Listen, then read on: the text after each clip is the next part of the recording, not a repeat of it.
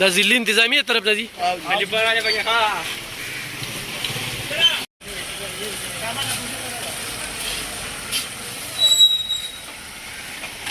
دا ضلعي انتظامیه طرف نه دي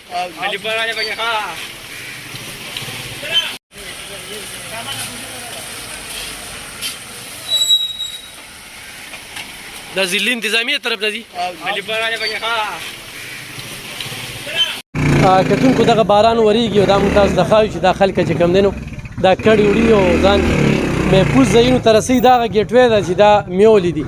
موږ به تاسو ته دا ټول صورت حال چې کوم دی ښایو او تاسو کډې نغاټستلي دا وګورئ جي دلته کې موږ دا ولیدل چې ضلعي انتظامي چې کوم دی پلینکو چې رالیږلي دي حاجي د ګاډو غم دا ملګري و چې د ګاډو غم راله وکړه موږ خو پلینکو چې ولیدې چې رالي د ډاټسن غم ډاټسن غم پکار دی دا ګورئ جي تاسو کډې نغاړلې لکه کم ده دا ګورئ جي دوی دې وخت کې لګیا دي او خپلې کډې دا درته زه یو کور ښیم چې دا وګورئ جي دا باقاعده دا لږ راوړله وګوره دا کور دننه درته یو صورت حال ښیم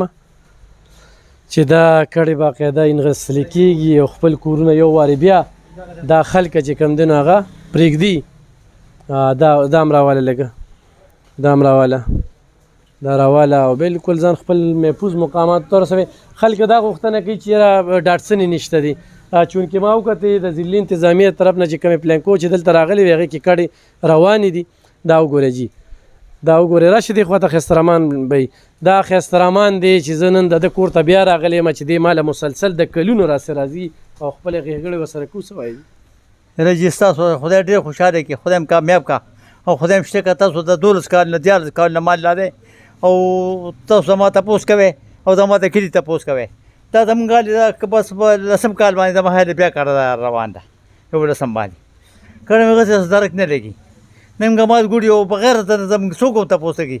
سرکاري دغه خو شته یې نه چې دا ډاکټر شته نه پړسي چې اوس پکې راکړی یو شو او چې دغه ځای ته لاړ شو چې ومرسي عمر انته شوې هر سکول ته تللی شي ښه سرکاري سکول کې به ته پنالې او هلته کې به ځې هغه ته خالي کړي دي موږ ځای په ځای چې کوم دي کلیو کې ګرځو کتونکو یو بل کور ځای هم درته ښایي دا وګوره جي ښه دا وګوره دا چې دا به چېرته دا مور نه دی مور نه خپم چې کومه ده موبایل شته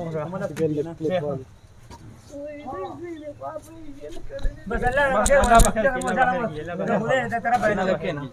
د خدای طرفه ده بس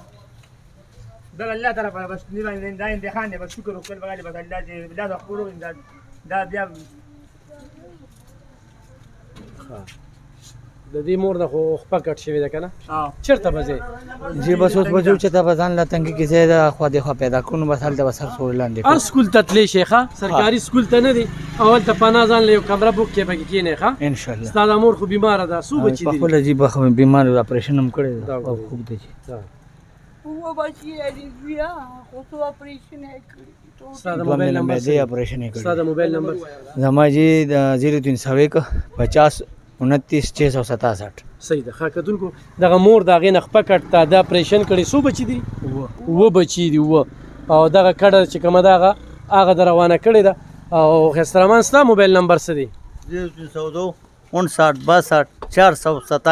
427 کتونکو دا نمبر زه دې دپاره وایم خو څوک ورسره کومک کوي نو ډایرکټ ورسره رابطه هم کولی شي ولې چې دا اوس متاثره شو دا متاثرینو کې راغله او دوی اوس چې کوم دی نو